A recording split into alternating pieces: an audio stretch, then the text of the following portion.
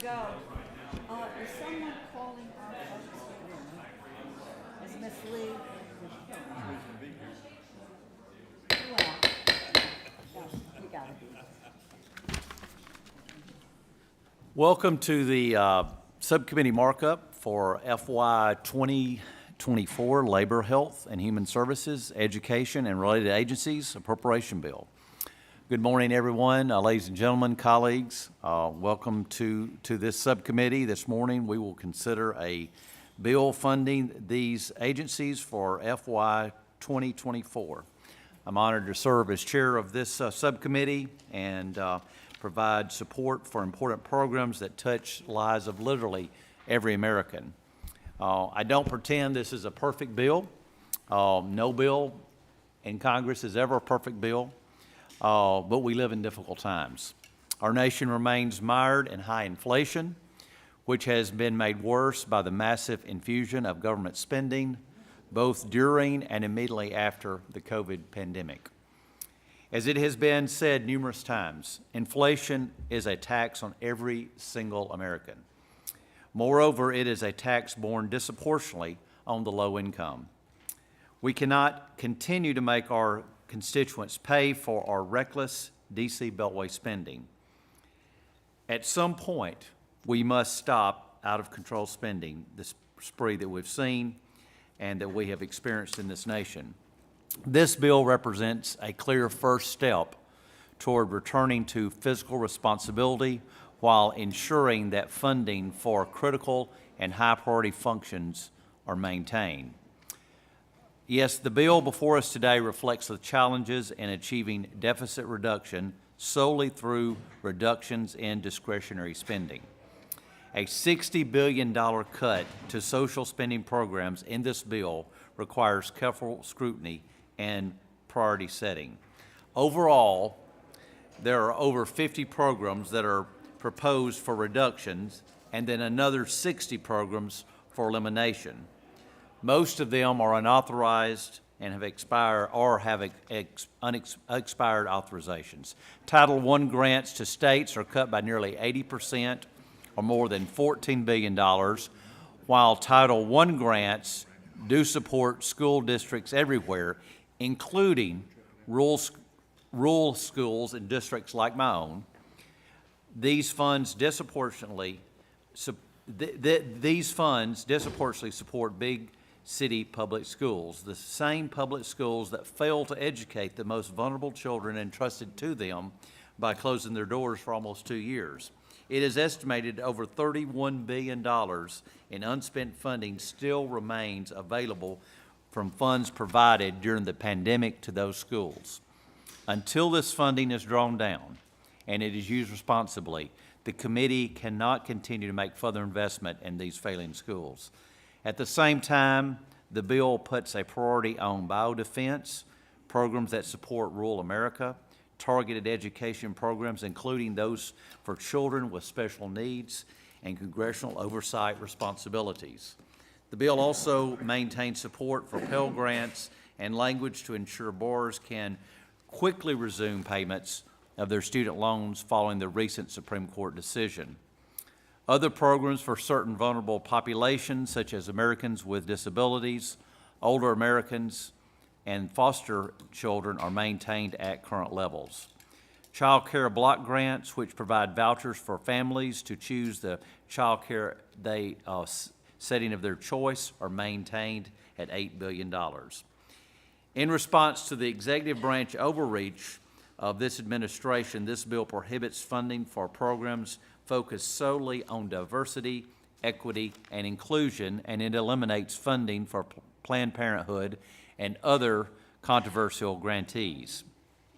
It also protects religious freedom and values by stopping this administration's regulation that requires schools to allow biological boys to compete against girls in women's sport programs, and prohibiting any federal funding from going toward enforcing gender identity politics or social, hormonal, or surgical interventions to look like the opposite sex.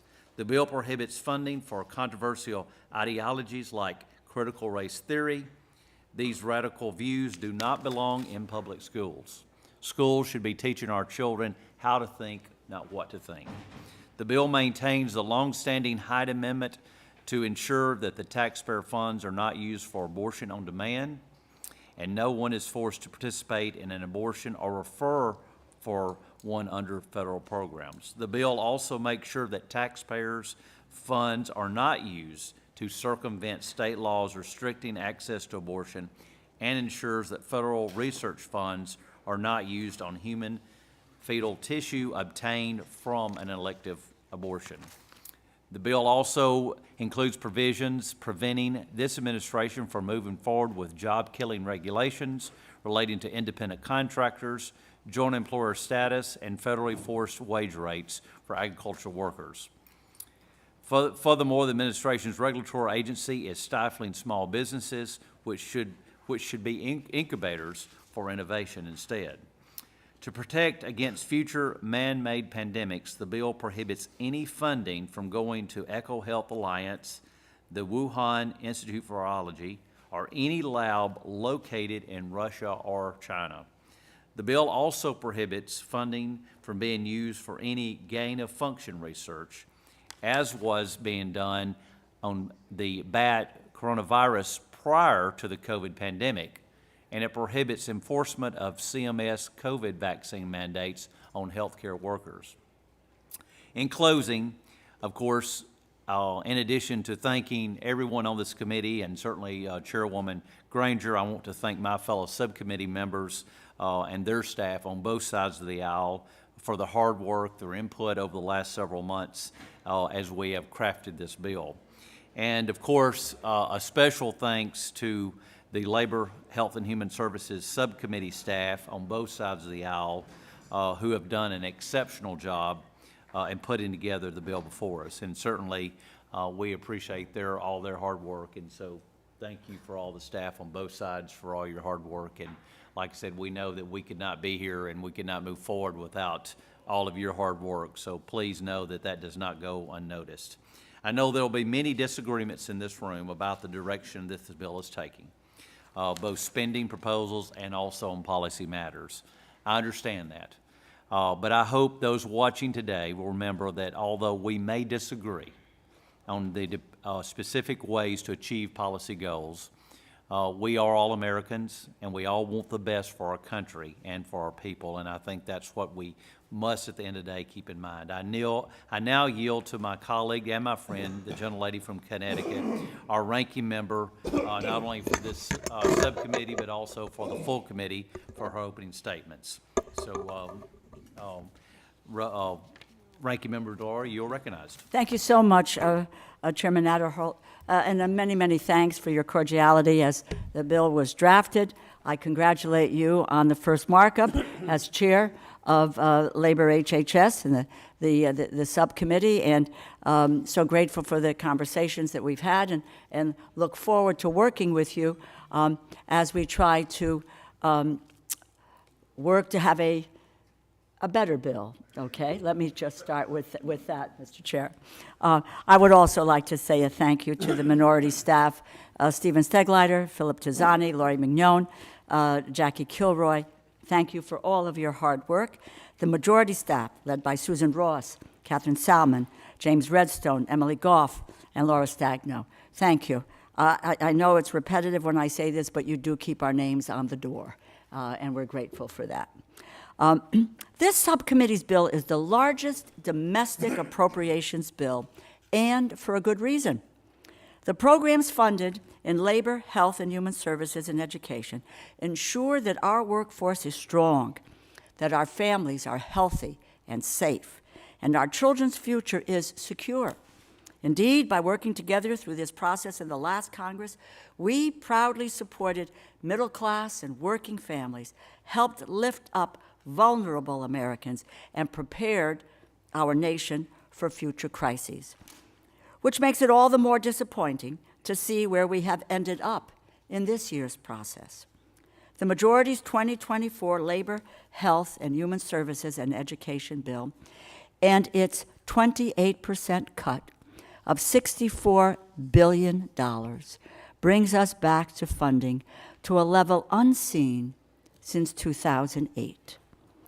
It portends their intent to end public education in America. It eliminates present and future job opportunities for young adults, seniors, and working families. It jeopardizes maternal, pediatric, and public health. The bill, in my view, is shameful. But based on where the majority has taken this entire process, sadly, it is not surprising. Horace Mann called education, and I quote, the great equalizer. Perhaps it is the majority's aversion to all things equality that explains why they would cut 28% from the Department of Education, taking at least 220,000 teachers out of low-income classrooms and eviscerating the programs that help at-risk youth build a brighter future. I'm deeply concerned about the impact such a retreat from public education funding would mean for children across the country. This cut would entail a loss of 3,700 teachers in Alabama, 800 teachers in Idaho, 4,400 teachers in Maryland, 4,300 teachers in Tennessee, 6,500 teachers in Michigan, 5,000 teachers in Louisiana, 8,300 teachers in Georgia, 1,500 teachers in Kansas, 23,000 teachers in Texas, and 4,400 teachers in Arizona. And I would just say that we do have the information on the loss of teachers in every state in the nation. While I am horrified by this bill, it tells a story of where the majority seeks to take education in this country. Republicans have made it clear that they are opposed to public education and seek to destroy it.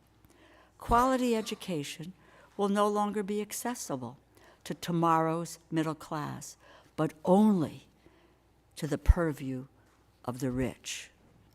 I must underscore that point. This is no messaging bill.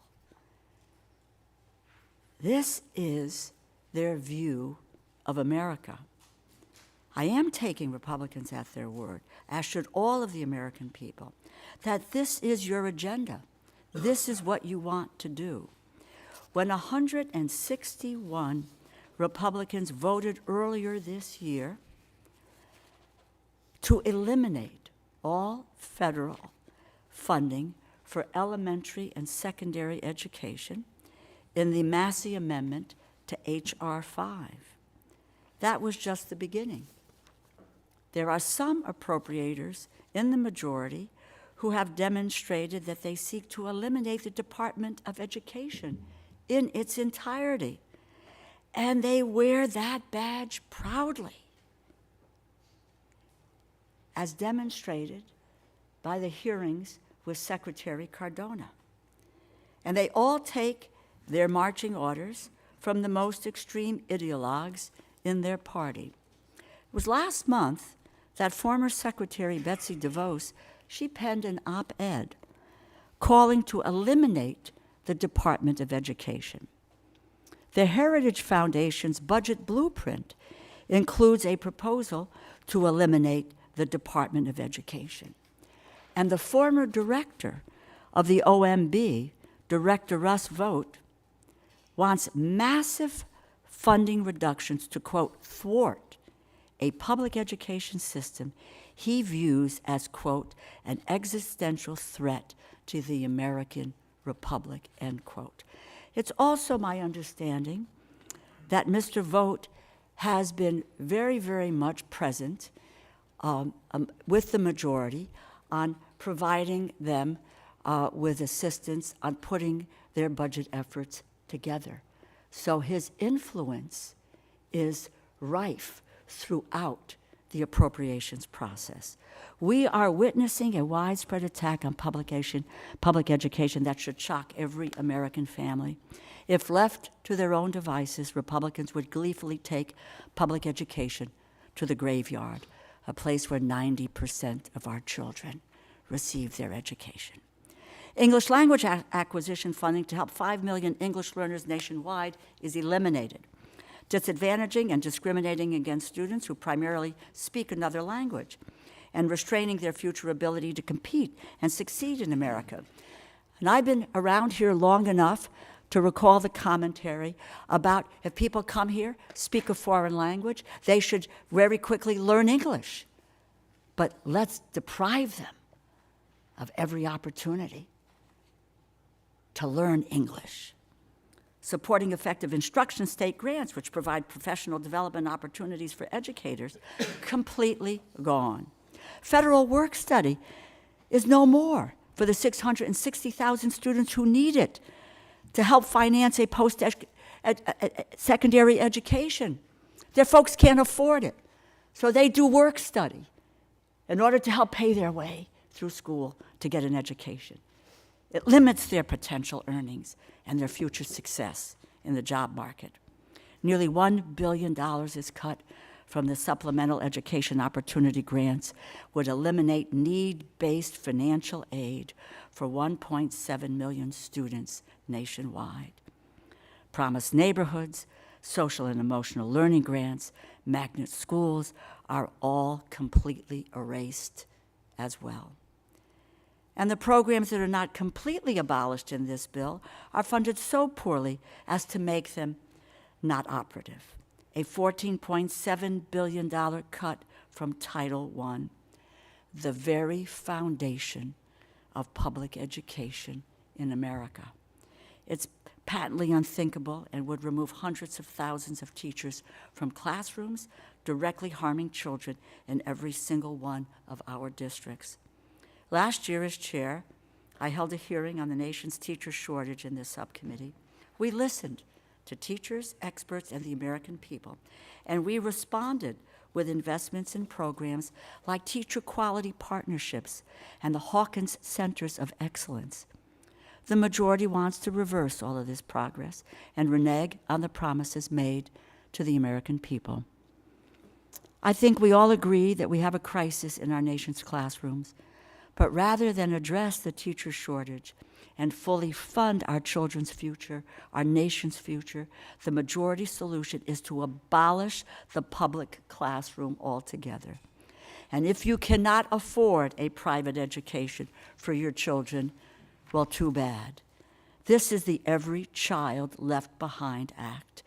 And in the words of Taylor Swift, you're on your own, kid. Regardless of age or stage in life, this bill means you cannot count on this government for any help. Youth job training, adult job training, Job Corps, senior community service employment programs are all eliminated. If you want to work and you just need help finding the right job or finding a better job, the majority has nothing to offer you. And they are putting workers who do find jobs at risk by cutting $313 million from worker protection agencies like the Occupational Safety and Health Administration. The bill hangs families completely out to dry. Healthy Start, diaper distribution, teen pregnancy prevention, Title X family planning, all abolished. And with riders that block access to abortions or reproductive health care services and force providers to withhold critical information about health care options, it is clear that the majority does not trust women to make their own decisions. These provisions amount to the majority simultaneously ensuring that anyone who may get pregnant will get pregnant, teachers included, and that there are no resources available to help those children and those families. People can only hope they do not get cancer. You will not find help from House Republicans. Dreadful cuts to the National Institutes of Health. Over $2 billion is cut from the National Cancer Institute, the National Institute for Neurological Disorders and Stroke, the National Institute for Mental Health, and the National Institute for Allergy and Infectious Diseases. Cuts to the Centers for Disease Control and Prevention are as outrageous as they are dangerous. Firearm injury prevention tobacco prevention, ending the HIV epidemic, and which, by the way, for people who do not know, was an initiative of President Donald Trump, which we funded in the last 2 appropriation cycles. Republicans have decided that addressing these problems is not worth a single dollar to the American people. What should we be doing if not combating the leading causes of death in this country? What should we do? What should we fund if not the health and the future of America's families? Supporting our children and working families is the bare minimum of what the government of the greatest country in the world should do for its people. This bill goes below the bare minimum.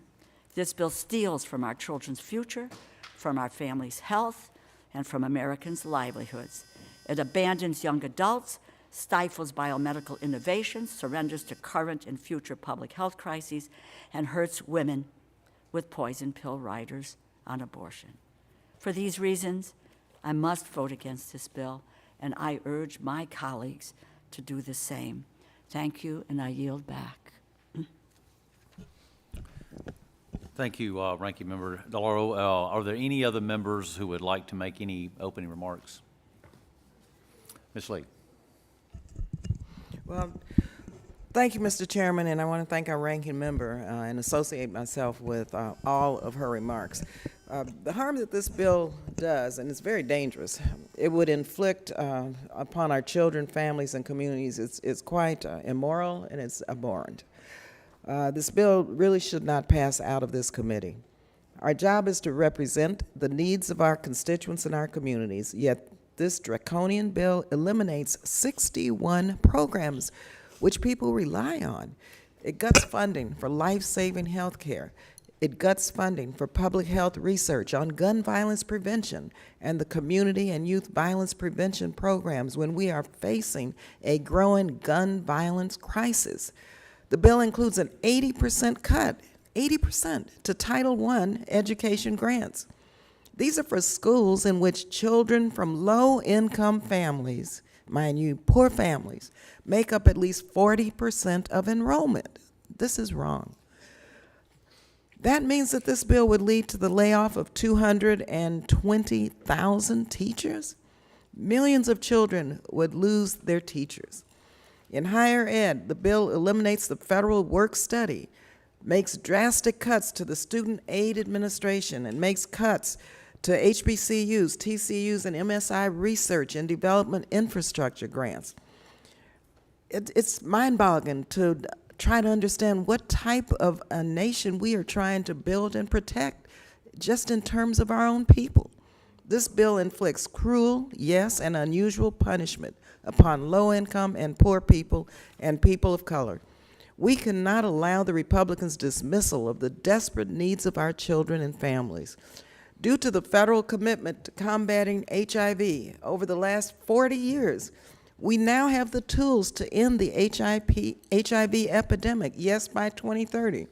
Yet this bill eliminates the Ending the HIV Epidemic program, zeroes out funding for the Ryan White dental grants, education and training centers, it eliminates projects of national significance, and eliminates the minority AIDS funding in SAMHSA. What is this about? People need our help. We need to make sure we do end AIDS by 2030. This bill takes us in the wrong direction. It endangers women's and children's health and safety. This bill eliminates Title X family planning, the teen pregnancy prevention program. For those who don't believe people have a right to make their own decisions about their health care and abortions, why would you eliminate family planning and teen pregnancy prevention programs? It doesn't make any sense. It eliminates Healthy Start and diaper distribution program. How low can you go? It also blocks access to abortion services and reproductive health care services. The public needs to know the harms that this bill will inflict on communities, not just my community, not just Democrats' community, but your constituents also. If Republicans get their way, the health of our nation would be threatened. opportunities to access life-saving care, equitable and affordable education, and workforce opportunities would be eliminated. The American dream is shattered through this bill, and this is the subcommittee that should be the subcommittee that provides pathways to opportunities for each and every American.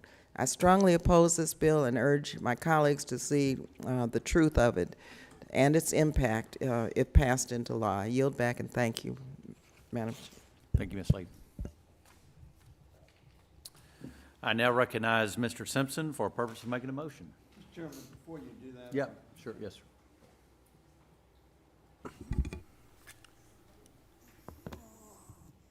I don't want it left unsaid. I don't know when your opening remarks were made. I don't know when they were written. But they must have written before this week's report on inflation. All of you have been talking a lot about inflation. It has, of course, have come down for the last 12 months. It was 3%. We're one of the lowest in the OECD nations, the economic developed nations. We've created almost 14 million jobs, more jobs that have been created than any time in America's history. The economics of this country, we see a explosion of manufacturing in this country because of our investments in manufacturing, from the private sector as well as public sector.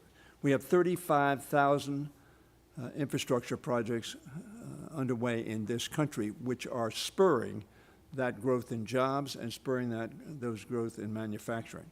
Now, I share the sentiments, so I'm not going to go further into it with Ms. DeLauro and Ms. Lee in terms of what this bill does. I've served on this committee for a long time, and I noticed that you said the lowest till 2008, but I don't know that that's in real dollars, because I think this is much lower than it was in 2008 in real dollars. Maybe in nominal dollars it may be that figure. But I just wanted to dispute this continuing story about how bad this economy is in. The unemployment rate is very low. Inflation rate is low. Manufacturing is up. Jobs are up. As I said yesterday, I believe we need to deal with the fiscal challenge confronting this country, but not on the backs of the people that this bill helps. I served on this committee for a long time with a guy named Bill Natcher from Kentucky. Bill Natcher, we were having this discussion, spent $80 on his reelection campaigns. That $80 was for his filing fee. And he was elected over and over and again. And when he would bring this bill to the floor, he would say to all of us, if you take care of the health of your people and the education of your children, you'll continue to live in the strongest and best nation on earth. I believe that statement should be the statement that drives all of us in the work that we do on this subcommittee. I, too, will oppose this bill. I yield back. Thank you. All right, I will recognize Mr. Simpson for a purpose of making a motion. Before I make the motion, I was just out of curiosity if Ms. DeLauro could explain for Mr. Hoyer and I's benefit, who the hell is Taylor Swift? Oh, my God. Talk to your grandkids. My gosh. Let me just tell you. No, that's okay. My grandkids say to me, Bubby, you're not really, a popular Yeah. culture. Get with it, Simpson. I understand fully. And we will, Could I answer the question? Someone who's a lot more influenced than either you or me. yeah. But we will have time for a full economics discussion when we get to full committee. So I look forward to Bring it that. on. I'm ready. Bring it on. I move the bill be favorably reported to the full committee, Mr. Chairman. Those in favor say aye. Aye. Those opposed, no. No. The ayes have it. The motion agreed to. I ask unanimous consent that staff be permitted to make technical and conforming changes to the bill and report. Without objection, so ordered. Copies of the bill and report with the technical and conforming changes will be delivered to all full committee members' offices no later than 3 business days before full committee. Thank you very much for everyone for being here. This concludes today's markup, and the subcommittee stands adjourned. Thank you. All right. Okay, thank you. Take care.